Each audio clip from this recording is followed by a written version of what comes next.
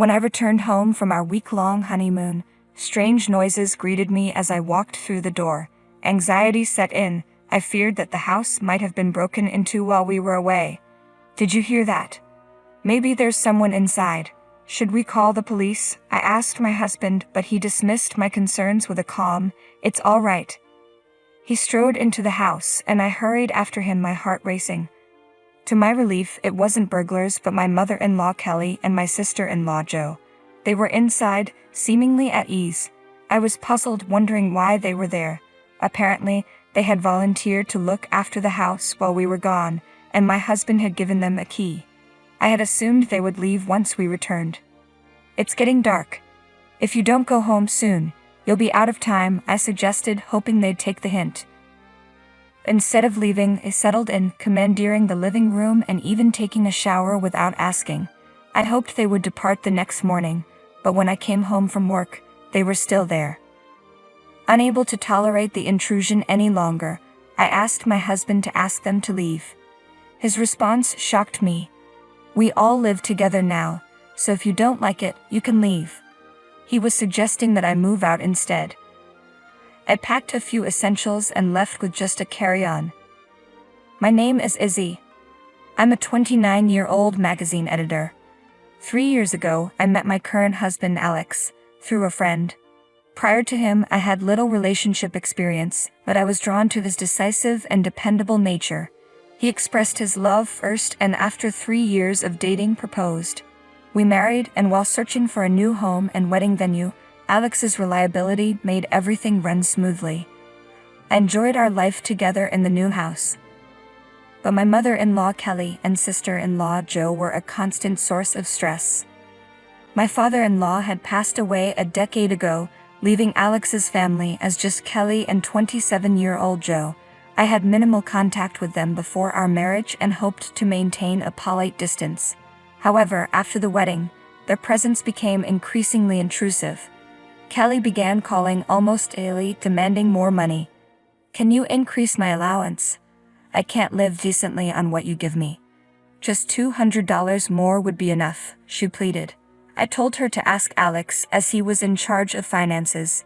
She accused me of being extravagant and warned me that not taking care of my in-laws would bring bad karma. Despite my attempts to redirect her to Alex, she blamed me for her financial troubles. Kelly also insisted that I visit her more often, help with chores, and send her favorite foods monthly. While Kelly harangued me over the phone, Jo started showing up unannounced, adding to my stress.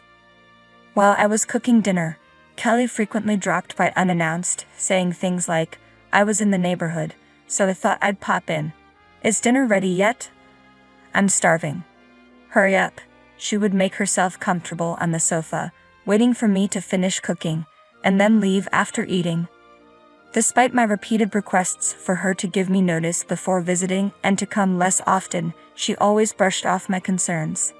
"Don't worry about it, I'm just stopping by. Just feed me whatever," she'd say dismissively. I tried to address the issue with Alex, and he did speak to both Kelly and Jo about their behavior.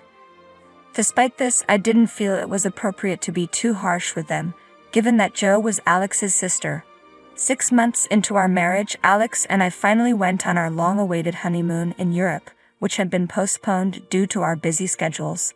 We enjoyed every moment, unwinding and escaping from daily stress.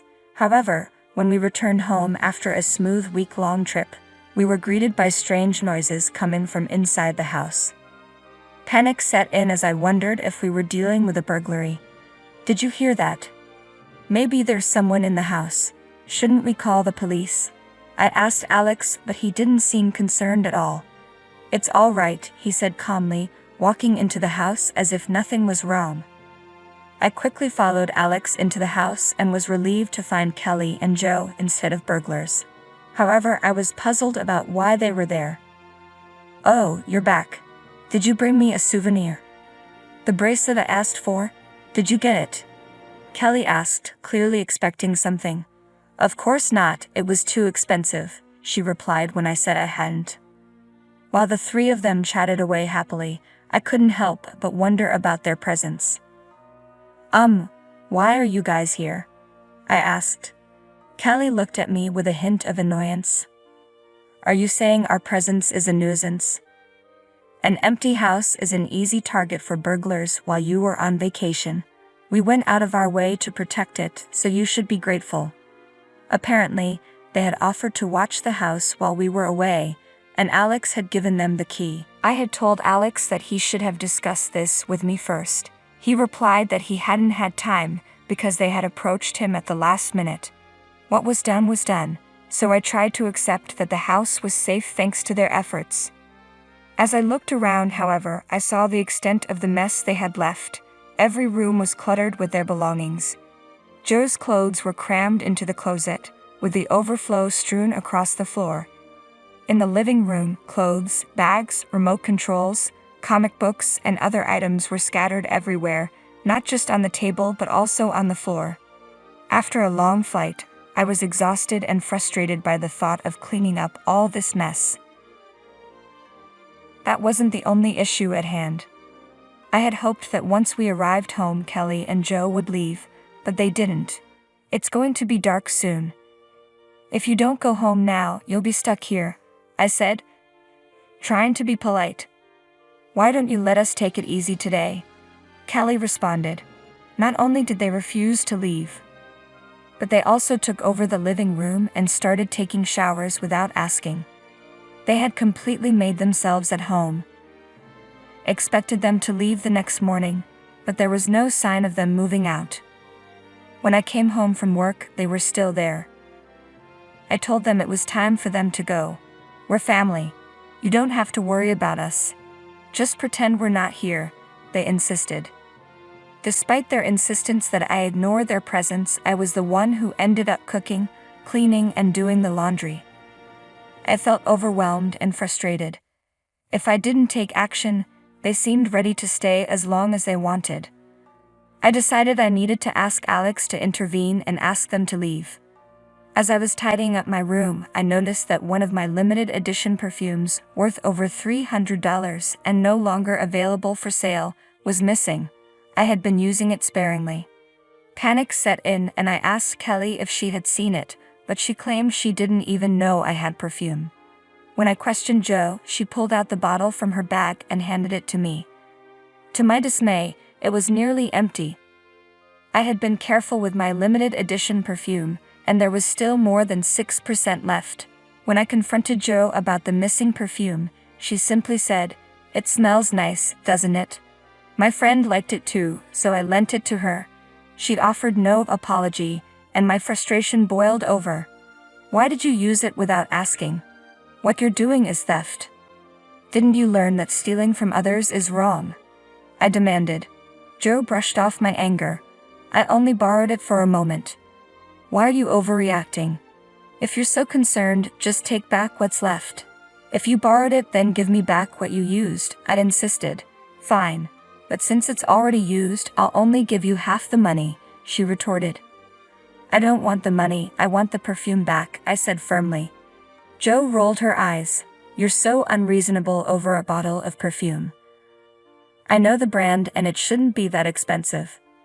She checked the price on her phone and was taken aback. Holy cow, why is it so expensive? Are you really going to spend $300 on perfume? If it's that important, maybe you should have mentioned it. Seeing her reaction, I felt even more disheartened. It's valuable to me, and I only used it inside the house. I never imagined I'd have a relative come into my room and use my things without permission. As we'd argued, Alex walked in. What's all this fuss about? Alex, she used my perfume and called me a thief, I said, leaving Joe in the living room while I explained everything to him in the bedroom. I'm at my limit. I need you to ask them to leave. Don't get so worked up over something minor, Alex replied dismissively. Also, I haven't mentioned that they're going to be living with us here. My jaw dropped at his unexpected announcement. My mom's house was old and falling apart, so she was considering repairs or moving. We have extra rooms and it's more cost-effective for her to stay here. We decided to live together. Why didn't you talk to me about this? Do you own the house alone? I'm paying the mortgage too. Don't blame me, my mom decided to sell her house on her own. I protested. Alex's response was blunt. "We're living together now, so if you don't like it, you can leave." His decision, made without my input, and his suggestion that I leave left me feeling distant and hurt. I realized my feelings for him were fading. "I understand," I said quietly. I started packing the essentials into my carry-on case. Alex didn't try to stop me but remarked that running away after a fight was immature before walking out of the bedroom.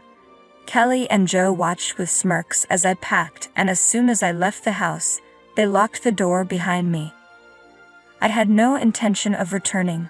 I headed to a hotel and called my boss, with whom I regularly consulted, to request a few days off. During my time off, I searched for an apartment and informed my parents that I had separated from Alex, explaining the situation. They asked what my next steps were, and I told them I planned to get a divorce. In the meantime, Alex sent me a text. "If you're sorry, you can come back. Mommy and Joe both say they'd forgive you." When I called him to discuss the divorce, he initially resisted, saying, "You're divorcing me over this. You just need to put up with it a little longer." Eventually, he recognized my determination and agreed to the divorce.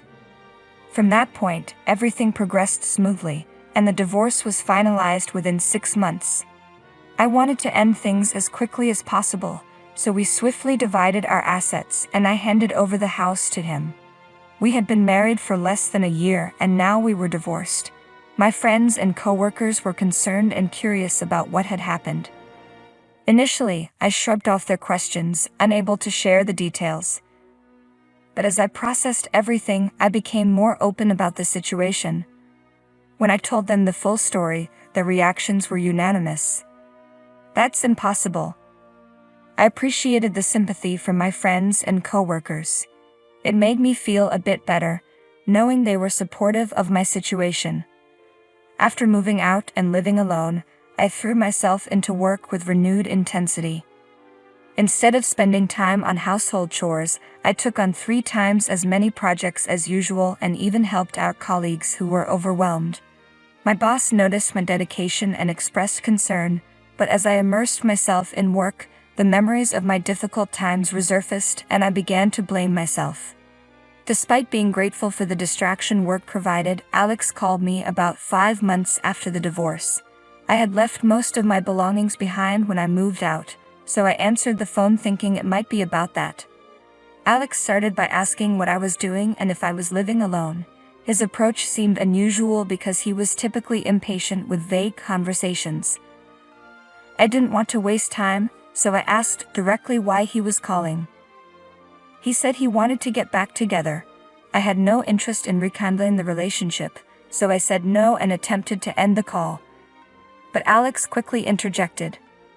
"Wait, there's something I haven't told you yet." "I'm busy, so make it quick," I replied.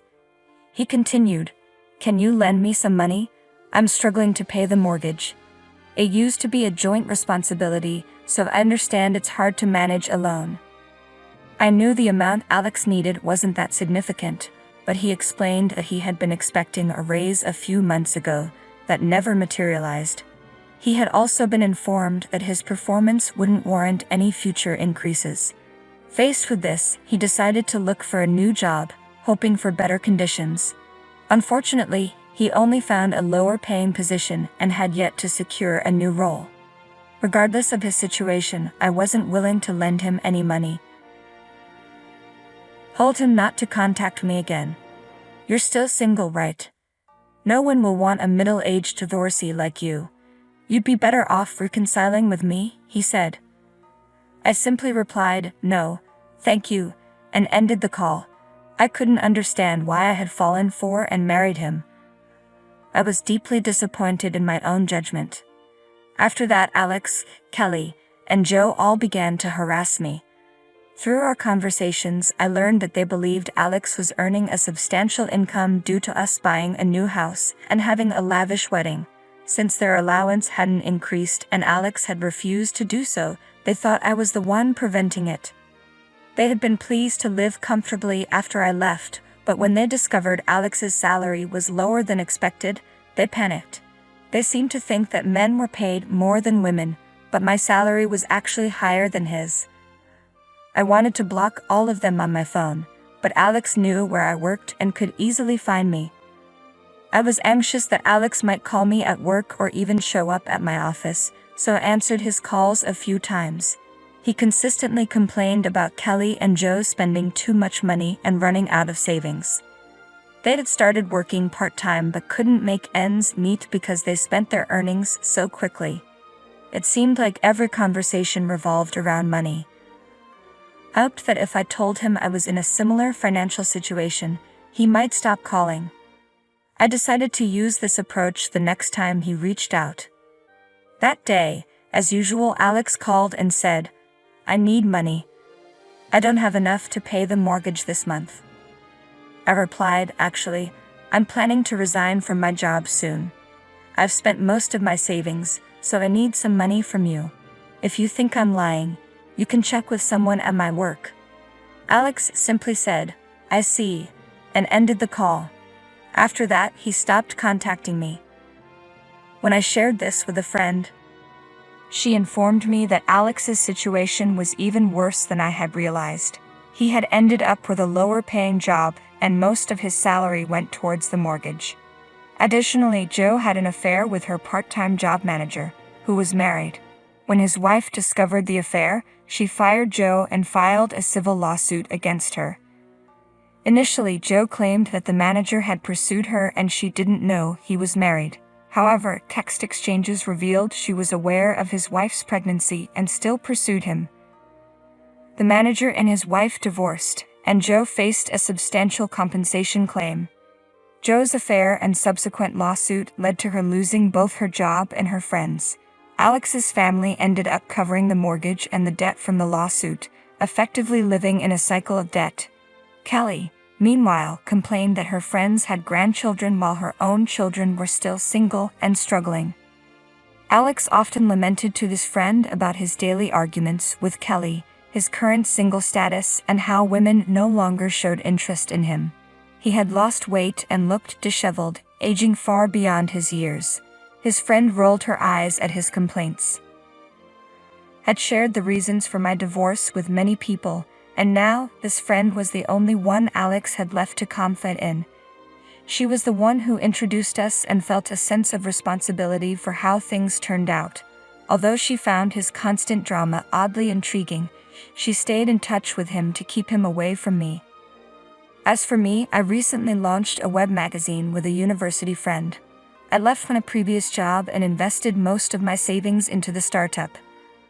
Though it's a small venture and I handle many tasks on my own, I am thrilled by the new challenges. Where I once felt daunted by new beginnings, I now manage them with confidence, having grown from past obstacles.